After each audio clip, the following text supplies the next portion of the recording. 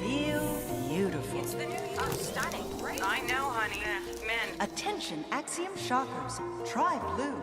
It's the new red. Ooh.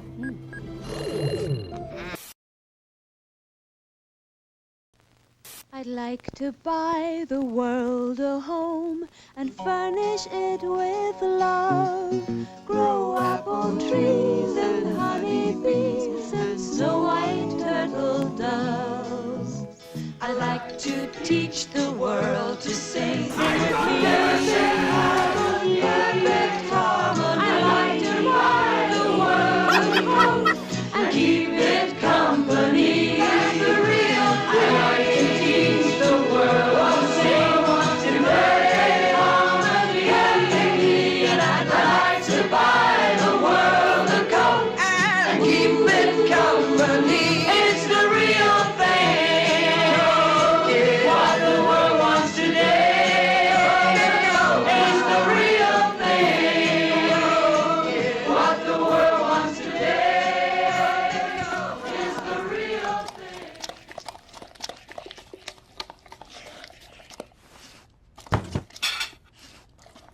I like to teach the world to sing. Sing with me. Perfect harmony. Perfect harmony. I like to buy the world and keep it company.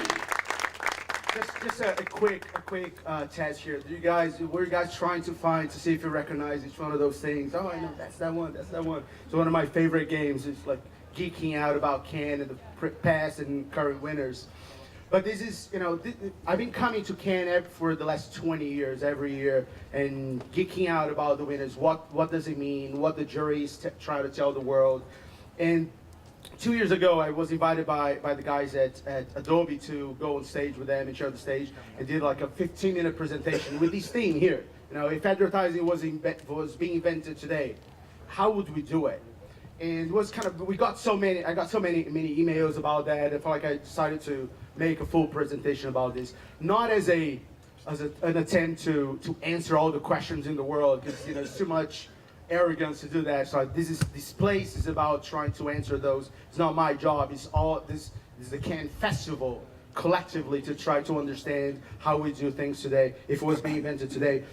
But now, I think that when we try to do it collectively and individually, we get to a bunch of questions that can be discussed, and the discussion and the questions themselves are what moves, more than the answers, are what move the industry forward. So I brought a bunch of questions here, not answers, things that I've been living in the day by day of the agency, trying to work with our big and small clients, and I want to share with you today. And maybe that's going to spark some thoughts, some ideas that may help you guys in the day by day.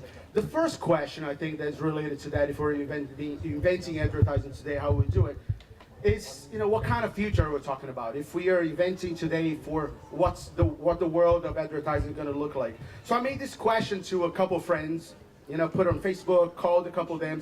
Some of them are here, and I said, what is the future of this business? What is going to look like? And I got a set of very simple scenarios that kind of made sense. They're different. Some are darker than others, but they made sense. There's I call it the church scenario. Okay, nothing's going to change. There's a matter of faith in advertising that people are people, and they are going to be people forever until we evolve into some other kind of species. And then advertising may be totally different. But while people are people, we are going to be, and advertising is going to be advertising about touching people and getting them to care about it. It's it's a very simple question that makes a lot of sense. There are people that are going the other way. It's the Wally, the try blue is the new red. We're going to do like some algorithms, and the computers are going to do most of the work for us. 70% of the work in advertising is going to be decided and implemented by computers, which is, from a creative standpoint, is a very dark place. Some clients like it, some new agencies like it. It's a reasonable and possible future. I don't like it, but we have to consider that that's a possibility. There's what we call the Uber scenario as well. Uber, if you think of Uber and Airbnb, Uber is the largest transportation company in the world, and they don't own a single car. Airbnb, the biggest transportation accommodation company in the world, they don't own a single room.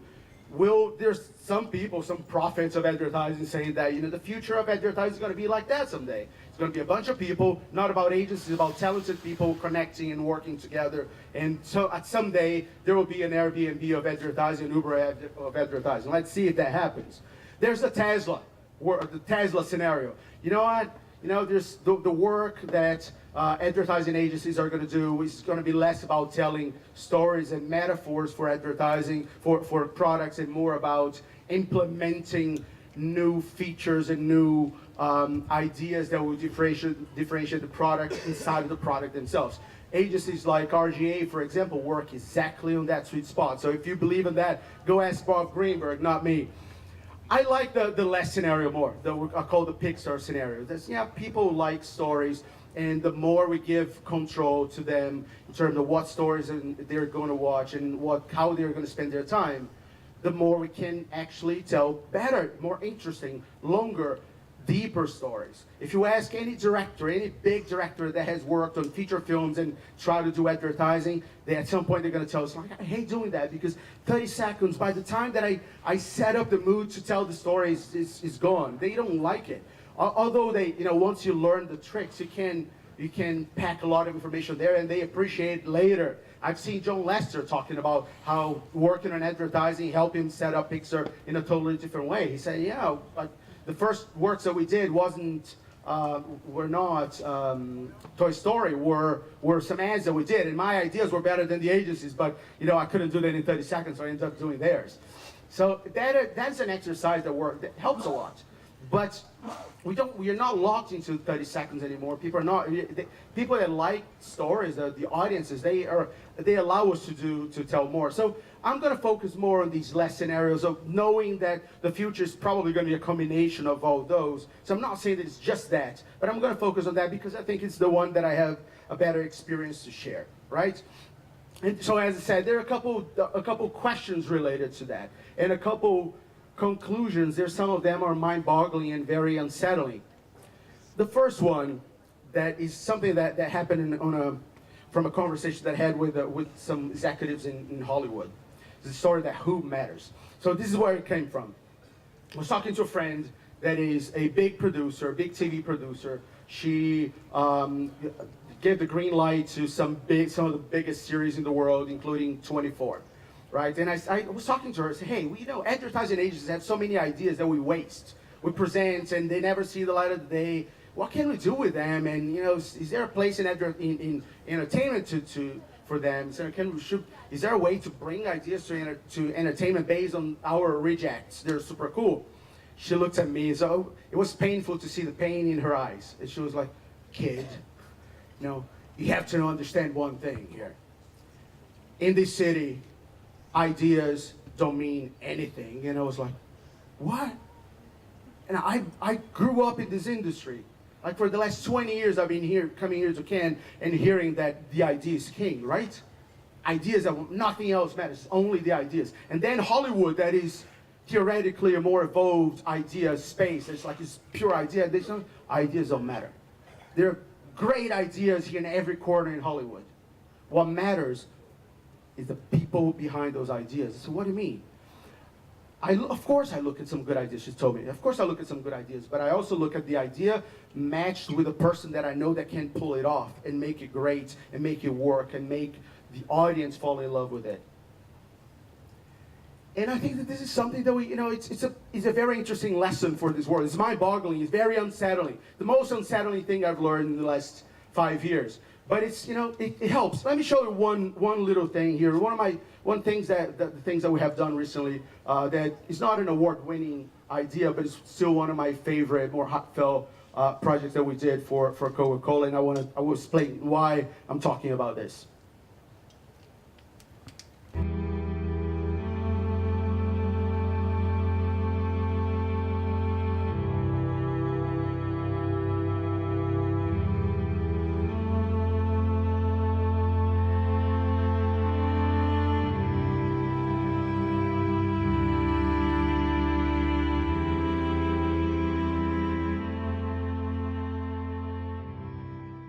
alguém pode ser tão bom na vida real e esse desastre no jogo. Se liga, fazer um gol de olho fechado, cara. Joga o jogo todo dia. Tô de olho fechado, continuo te ganhando. Diego, você tem vergonha, eu tenho vergonha de você. Cara, se eu fosse você, eu teria vergonha de usar essa camisa aí. Será que você já tá bem grandinho pra sua mãe escolher sua roupa, não? Olha, eu não ia falar nada, mas foi sua mãe que fez a camisa pra mim. Eu falo isso por, sei lá, compaixão.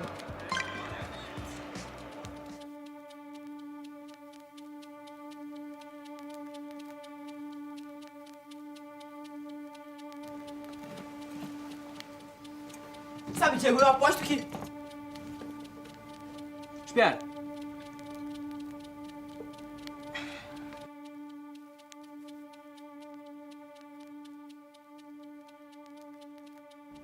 Você me preocupa, cara. Por que tem tanta foto desse cachorro vira-lata no seu celular aí? Não, sério. Nada a ver com a sua vida, mas daqui a pouco esse cachorro aí vai ser melhor do que você, aí você vai ficar chorando pra cima de mim. Eu não quero isso. Valeu.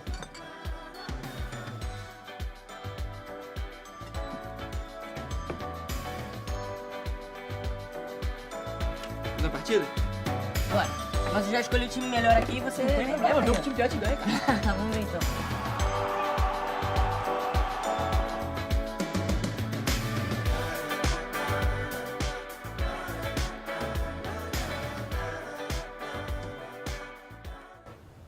I've seen stories of teenagers that wanted to come out of the closet and saw that and felt very reassured and used the spot that we created, the little story, to talk to their families about it, to their friends about it. It's a very important thing for a lot of people.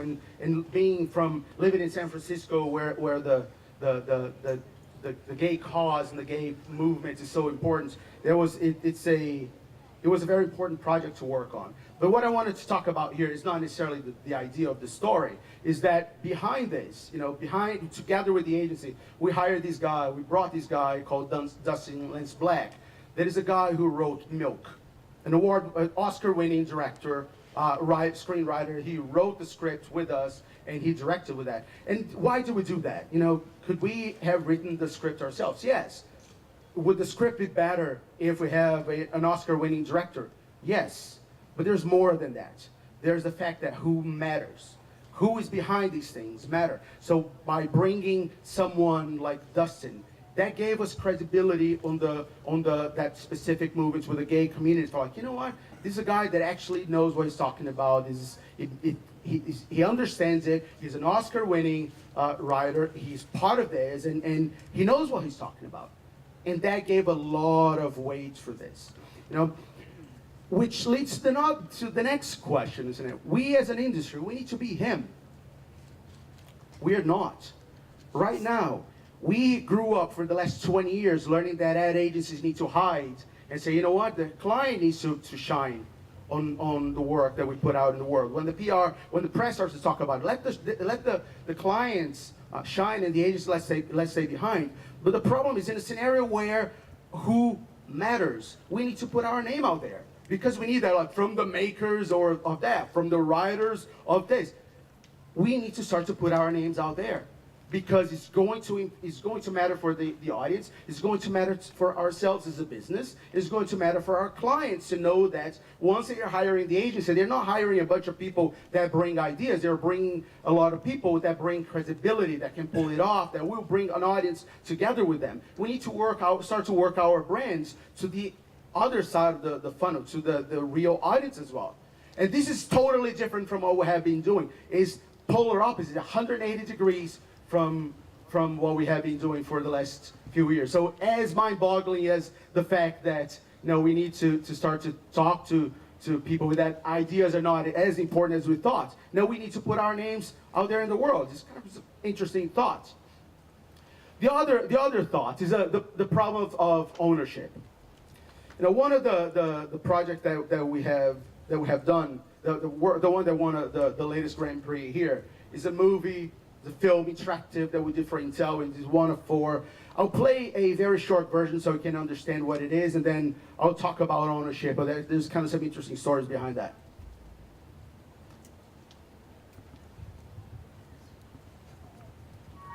This is the strange story of Alex, a man who wakes up every day in a different body.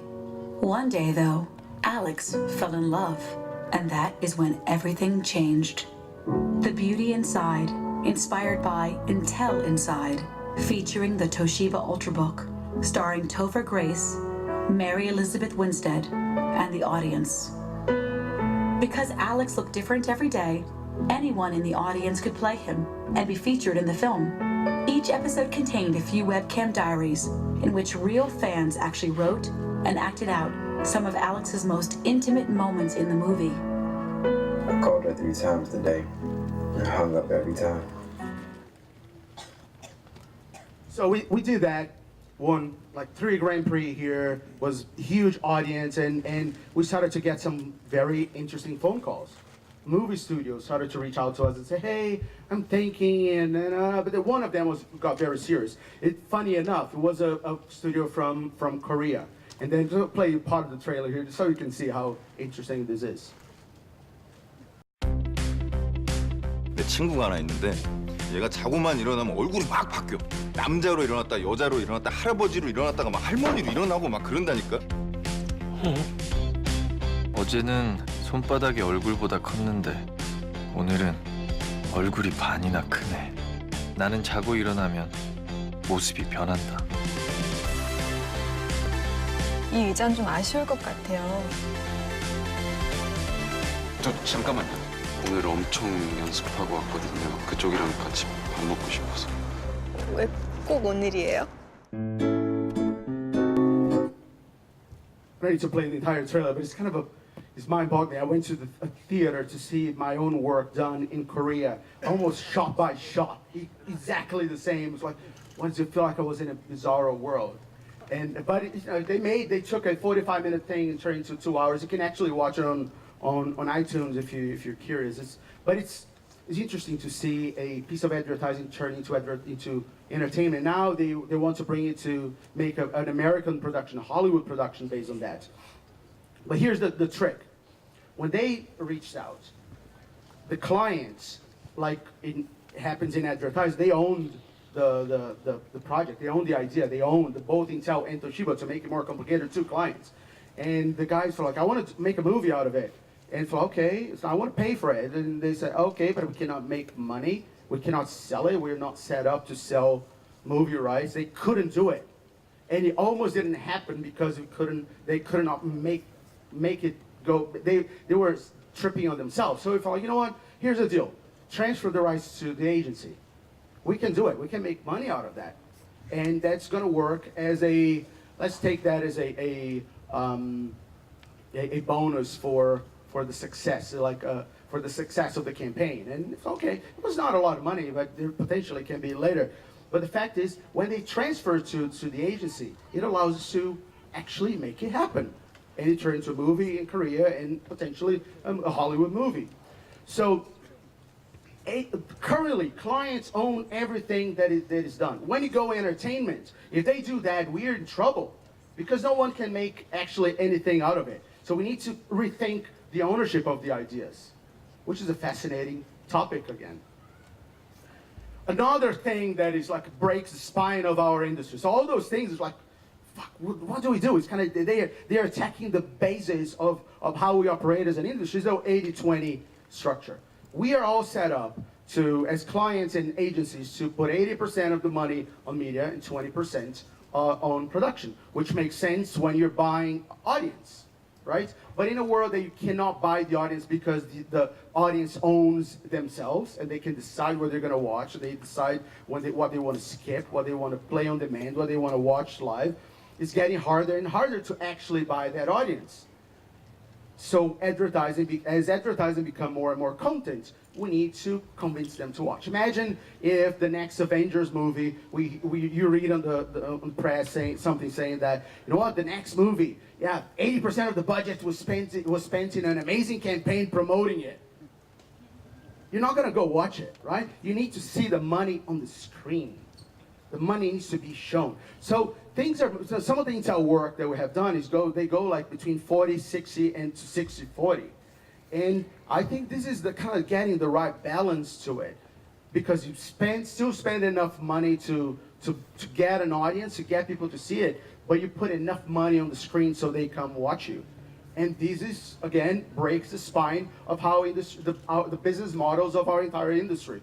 But it is a reality. You have to adjust to the real world. For us on the creative side and for the brands, maybe it's good it's bad for the publishers. For the brands, it's a good deal. You're actually putting money on your own brands, not on someone else's channel, not on the pipe. You know, you're putting the money on where the money or people are seeing.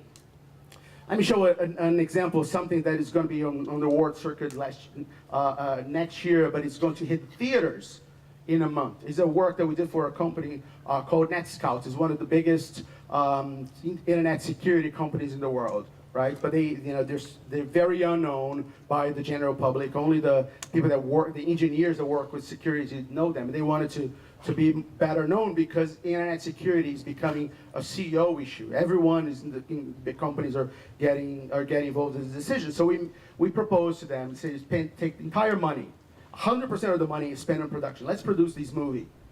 Let's bring Werner Herzog, one of the biggest directors of all time, to do this documentary about the internet and the great and the bad things about it, and also show how we cannot live without it. So people understand the value of keeping it on and of a company like NetScout. I'll play the trailer and then I'll go back to why it matters. The skyline of Chicago. It looks devoid of its inhabitants. We have to assume that nearly everyone has left for a colony out there. But then we met some stragglers left behind. They're all on their smartphones. Have the monks stopped meditating?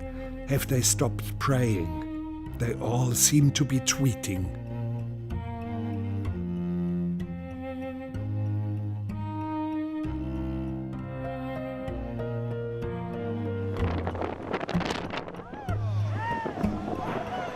If the internet shuts down, people will not remember how they used to live before that. But I don't seem to remember the good dreams. The ones that I remember are the nightmares. Nuclear weapons, yep. It's a wonderful target for cyber attacks. It has a big target on it, yes. People are the weakest link in security. People, not the technology.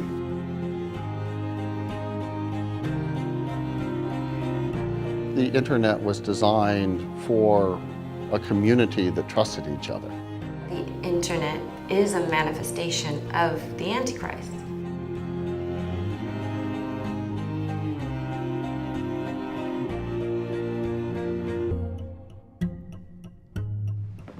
We're now entering a sacred location.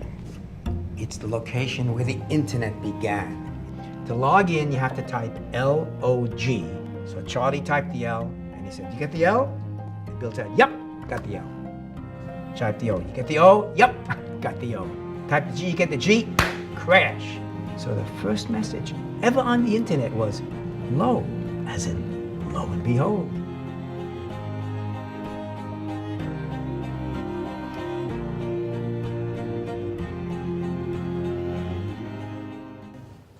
So this is how crazy this got. We convinced the client, so let's put 100% of the money on production. No, not a single dollar in production, in distribution, on promoting it. And so, but what happens?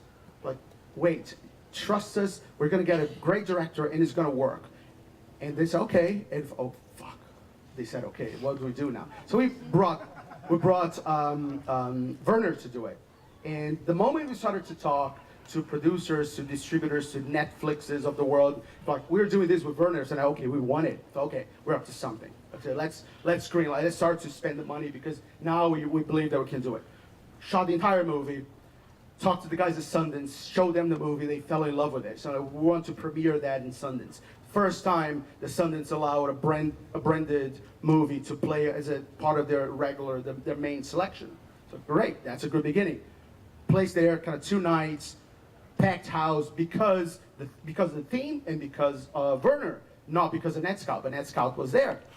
Played it, great. Second night, we say, okay, we're gonna distribute that. Everyone, all the big distributors came to us and said, I'll offer you that much, I offer that much. And we actually ended up selling them the movie for more money that we spent making it. And that's a big deal. You know, it was a big bet, and the bet paid off. But now we have in August now, the movie is going to be in theaters all over the world, and it's going to be on demand, in Netflix and all the on-demand channels, without a single dollar in distribution, because it's great content. That breaks the spine of the industry again. But awesome, we like breaking spines, right? This is what we are here for, to understand where the spines can be broken. So this is the poster. So you look at that. So people sometimes ask me, but what is the role of the brand? Where's the brand shows up? Look at it. This is the official poster. It's not what we did. It's what Magnolia Pictures that ended up winning the bids and buying it. It starts with NetScout presents a Werner Herzog film. The CMO of NetScout was at Vanity Fair with Werner Herzog talking about the movie about internet security. When a super geek from an internet security company would ever consider being on Vanity Fair giving a very smart interview, he would not be allowed in that if it wasn't for this. This is the power of great ideas and great partners and great projects. It puts you in places that you wouldn't be allowed otherwise. The next question, the next point, actually, this is a discussion that I had with a client a while ago. Think of the scenario like when you could totally buy audience, and now it's hard to buy an audience. And in the past, when I started in advertising 20 years ago, I remember that my boss said, hey, what matters is that it needs to work. You need to prove first that something, you're going to tell the story that a client needs to be told. Then, if the story is well told or poorly told, it's just like you're going to work a little bit better or not so much. But it's going to work if you reach the right people saying the things that need to be said. Purely with a media buy, you can guarantee that it's going to be there. That's true 20 years ago. That's true 10 years ago. That's kind of true 5 years ago. And it's less true today, and it's going to be less and less true as we move, as consumers get more and more control over what they're doing. So I'm not saying that advertisers don't need to be effective. Of course it needs to be effective. Otherwise, if it's not a good investment for the advertiser, they're not going to do it again. But the order that in the past was like, yeah, let's make sure that you're saying the right things, and then the bonus is how well told the story is. It kind of flipped. Look at this. Chipotle, right? Grand Prix 3 years ago in Brandon Entertainment. Beautiful piece of work by CAA. He played on TV as a minute or 2 minutes long spot, and they ran it online. It was this giant thing. I guarantee it's a music with a very beautiful animation. If you haven't seen it, you should. I guarantee that a lot of people didn't understand the connection of that with Chipotle. They didn't know about the fact that Chipotle was sold to McDonald's and then they bought it themselves back. But some people did understand. But the fact is, it was more important to be noticed, to make sure that people got the fact, okay, I want to pay attention. That's a beautiful song, beautiful animation. So they had the chance to actually try to understand what that was about. It's the same balance that you have to find, but what comes first is very different. You have to be more interesting to have the right to be understood. It's a big shift. Again, breaks the spine of our business. Let me show you this example. It's kind of a little piece of work that was done in Asia for a casino. It's one of those things that you look at and like, how the fuck did they pull that out? Take a look at this. Hey, for 3 Hollywood's top leading men for a foreign commercial. Not just any commercial here. Robert De Niro, Leonardo DiCaprio, starring in a Martin Scorsese-directed short film. And Brad Pitt's in this thing, too. They're promoting 2 new casinos opening in China and the Philippines. May the best man win. I don't even want to say it like that. May the best person for the part be the person that is in the part. I'm going to be getting this part. I'm going to get this part.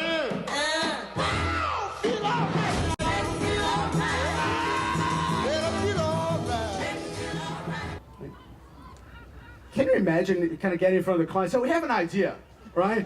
And it has Scorsese, De Niro, DiCaprio, and Brad Pitt. I don't know how those guys even had the courage to pitch it. But they did it. Now the bar is very high. Now I have an excuse to go anywhere I want. So, but where I wanted to get here is that we got used to writing stories about products, right? And no one cares about what the story is about. You don't remember what the Star Wars is actually about. You remember the characters. You don't remember what Forrest Gump is about. You remember Forrest. You remember Bubba. You remember Jenny, right? The characters are what people love. But so why do we kind of keep writing stories about the products instead of making the products a character? Even if it's not the main character, if it's a secondary character. Like this movie, they had like 4 main characters and 1 supporting role in the back that is the casino. It's kind of where things are happening. But it's like, well, if you're in a supporting role to Brad Pitt, Robert De Niro, Leonardo DiCaprio, and Scorsese, I'm fine with that. Like, it's a great place to be, right? But it's a very interesting shift. It's not about what we write our stories. It's how we can make our characters, our brains a character. Like, remember Mr. Wilson on The Outcast? No, that's a product. So take the Lego movie and take Transformers. They actually made the product a character, right? Which leads to another very interesting thought. I call it like think seasons and universes. Entertainment, you can think of anything you like, anything that's really big in entertainment. They have seasons and universes, and they build great franchises like Star Wars, Avengers, Game of Thrones, Orange is the New Black. Why? Because you actually start to make money on the second and the third one. You know, there's some things that feel very obvious, but you only understand when you live it. So I'm gonna do, it's not a shameless self-promotion. Actually, I'm gonna show how idiotic I was because I only understood that when I did this. So these are, on the side I write my books. I wrote like 3 books, fiction books. I published the first one, begged my friends to go there. They went, it sold a little, it was fine, it's cool. It's a cool experience. I can say that I'm a writer now, fine, good. Then 1 year later, launched a second book that is a continuation of that, like the second season of the book. And once I launched that, the first book became one of the best, one of the top 10, 20 in the country. But it was the first, I was watching the second, and the first one became the top-selling books. I thought, oh, that's interesting. So when I spend money on this, other one comes back. Yeah, it works with TV, right? How many series you started to watch in the second, third, or fourth season? It works. When I launched the third one, the first one spiked, the second one spiked, and the third one became the #1 book in fiction book in Brazil, written by a Brazilian book. And I'm an ad guy. But the fact that we're 2 before that, they rolled one on top of the other and put the book on the top of the list. This seems so obvious, but why don't we do that? Because when we think of advertising, we put money on the distribution.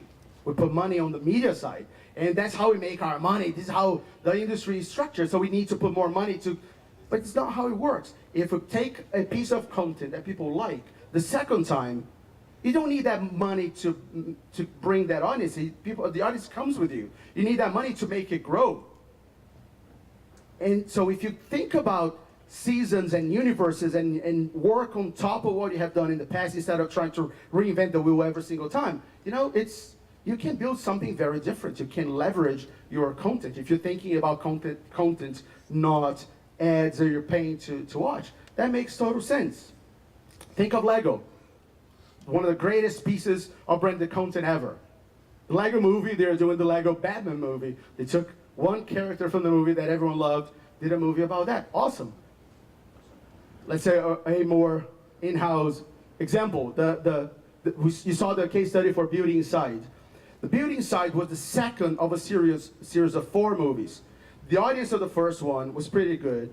The second one, Beauty Inside, was much bigger. The third one was bigger. The fourth one was bigger than all the other ones combined because every time we did one, they had the same format. It was Inside on the title. It was done by Intel, so you get what the brand is. They all had a movie, Hollywood component with an interactive and social element to it. So every time we did another one, the audience of the previous one thought, okay, I want to watch it again. And they did. It's pretty simple. Right? It's simple. It feels like common sense, but why don't we do that? But because we're not paying attention. We are just trying to look at how advertising has been done, not how entertainment, that's what we're doing now, has been done. If you think of seasons and universes, they can leverage themselves to the end, right? And there's a point if you're like, you know what, the curve is going down, this is enough. But you know, if you try for a couple of years, it works. This is 4 years worth of work. And then there's the problem. This is when things get really complicated. We like to think that we're hot. We do these cool things. We're turning advertising into content. The reality is that advertising and branded work still has a very bad reputation, right?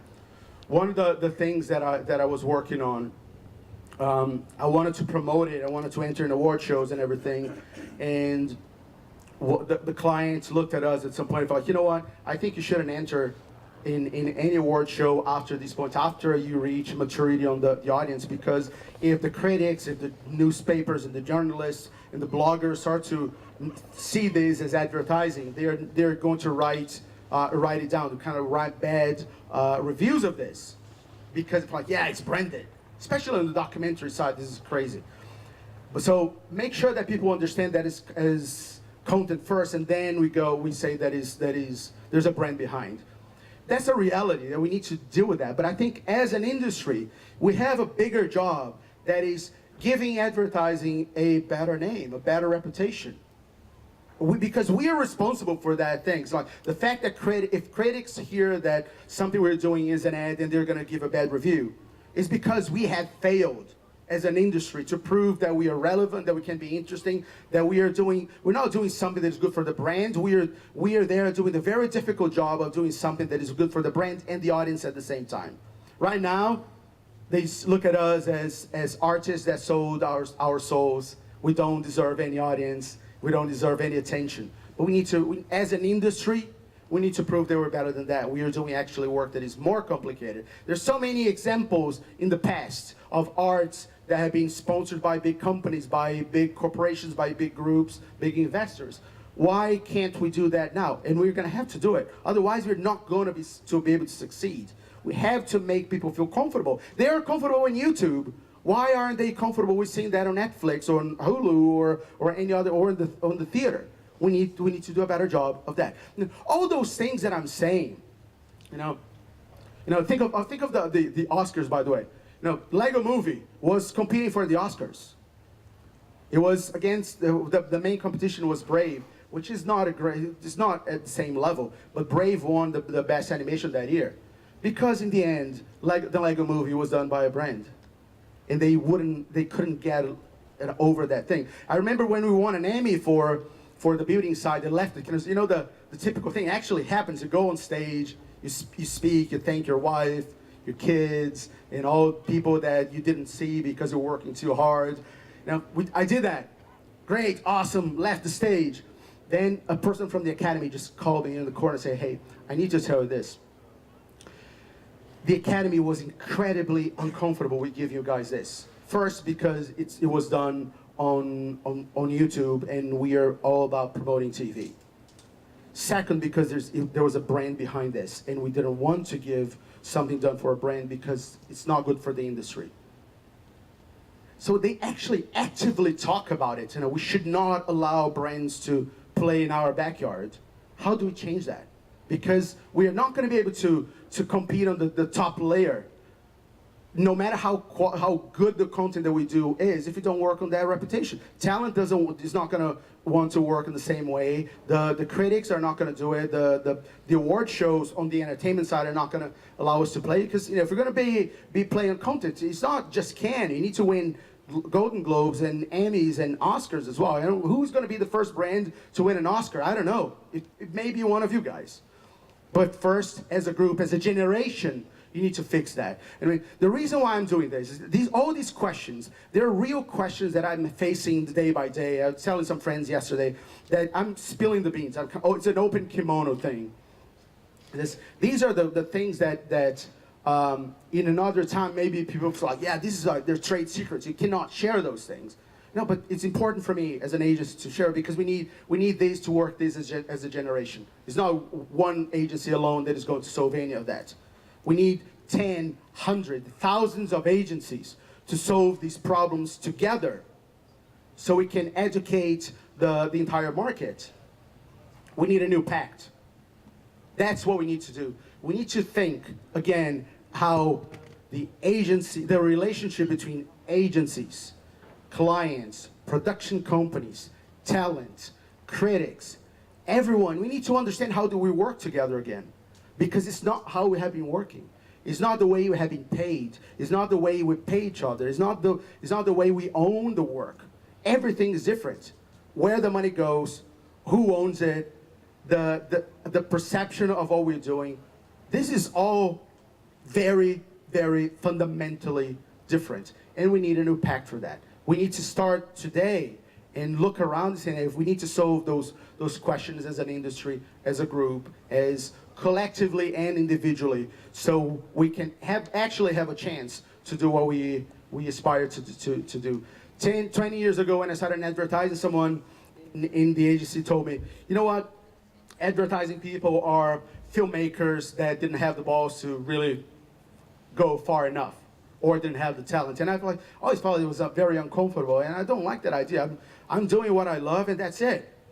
I like to do what I'm doing, and I don't see a problem. I don't see why people wouldn't spend time looking at advertising. They do. They go on YouTube and spend time and give millions of views to work that brands did. So why does it need to be considered a smaller thing, and why do we need to follow the rules from the past? We deserve, and we owe ourselves to solve those problems, and the next ones are going to have. So in the last 5 years, all those questions that showed up to us in my day by day, I'm bringing here to see if you guys can help solve them during the next 5 years again. So maybe, hopefully, that is going to speed up the process so you don't have to go through everything that I've been through to understand what the questions are. Now, okay, start from 5 years ahead, and everyone is on the same level, everyone is on the same stage. Just need to go there and figure that out. If we do it, in 5 years, the Entertainment Lions is going to be a totally different thing, and you're all going to be very proud of what's starting right now this year.